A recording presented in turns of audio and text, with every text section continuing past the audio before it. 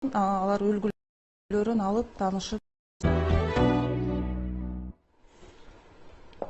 Көп иштер боюнча сотко кайрылууда адвокат жалдоонун кажети жок. Кайсы маселелер боюнча жарандар өздөрү эле сотко кайрылса боло тургандыгын алдыдагы 1 саат ичинде айтып беребиз. Улуттук каналда Аксыз адвокат программасы жана мен Мунара Матеева, саламатсыздарбы. Султанович жана Бишкек шаарынын Свердлов райондук сотунун аппарат бөлүмүнүн башчысы Кенжетаева Нурайым Анарбековна. Мына ушул комиссия мүчөлөрү бизден бүгүнкү адвокат менен акысыз камсыз боло турган телегөрүүчүлөрүбүздү тандап алышат.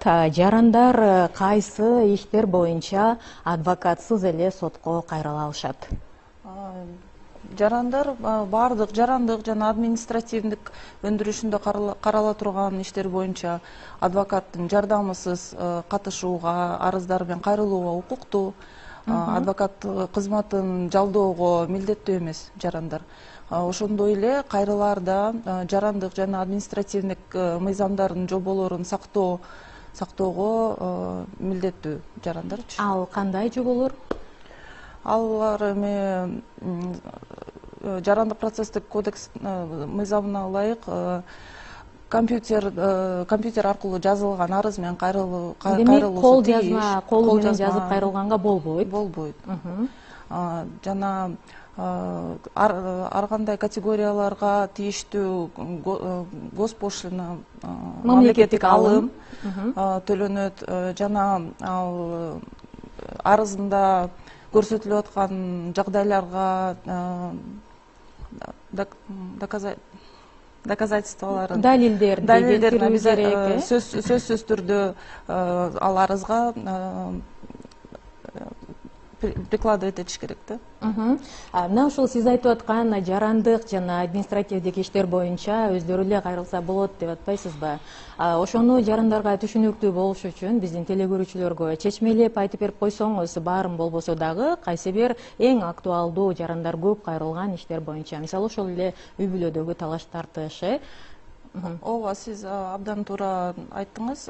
Эң эле көп категориядагы иштер бул үй бүлөлүк талаш тартыштар. Андан тышкары карызды өндүрүү тартыштар арыздар абдан көп түшүп атат бүгүнкү күндө сот органдарына. Ошолордун баарында жана эмгек талаштар, мүлктү талашуу талаштар боюнча, демек баардык жарандык административдик талаштар боюнча жарандар адвокаттын кызматысыз кайрыла алышат сотко. Ошол эле күндө сотко кайрылгандын жол жобосун билбеген жарандар абдан көп келет. Ошолорго соттордун кеңсе кызматкерлери тартибин айтып берип, жана ар бир соттун имаратында үлгүлөр бар, аларды берип тааныштырышат. Ошондой эле санариптештирүү алкагында, сот тутумунун санариптештирүү алкагында санариптик сот адилеттиги деген портал бар. Бүгүнкү күндө пилот режиминде иштеп жатат. Жана ошол эле порталдан алар үлгүлөрүн алып таанышып көрсө болот. Жана келечекте буюрса ал порталдын негизинде, порталдын ичинен жарандар онлайн түрүндө сотко кайрыла алышат буюрса. Чоң рахмат. Ал эми азыр биз сиздерге, урматтуу телегөрүүчүлөр, дал ошол сотко кайрылуудагы доо арыз жазуунун үлгүлөрүн кайдан кантип таап алып таанышса боло тургандыгын көрсөтүп беребиз. Google'га киресиздер, сайт ggp деп жазсаңыздар, бул жерде биздин расмий сайт чыгат. Мынакей укук жардам gov.kg деп турат. Ушуну бассаңыздар эле мына ушул биздин сайт чыгат. Кыргыз тилинде жана орус тилинде, эки тилде колдонсоңуздар болот. Кыргыз тилинде бул жерде биринчи бөлүк кызмат жөнүндө, ошондой эле экинчи бөлүгүндө мамлекет кепилдеген юридикалык жардамды алуучуларга деп жазылып турат. Мына ушул жерге кирсеңиздер, бир канча бөлүмчөлөр чыгат. Эң акыркысы укуктук документтердин үлгүлөрү деп турат. Ушул укуктук документтердин үлгүлөрүнө кирсеңиздер, жарандык сот өндүрүшүндө процесстик документтердин үлгүлөрүнүн жыйыны бул жерде, жазык сот өндүрүшүндөгү процесстик документтердин үлгүлөрүнүн жыйыны. Мына ушу жарандык сот өндүрүшүнүн алкагында кайсыл бир доо арызды толтуруу үчүн мына ушул ссылкага киресиз.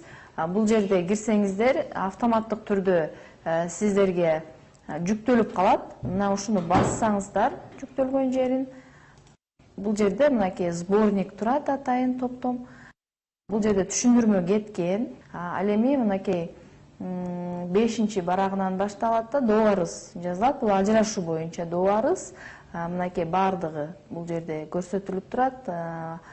Балаңыздын аты жөнү жазылат, кимдин өзүңүздөрдүкү бардыгы тең бул жерде көрсөтүлүп турат.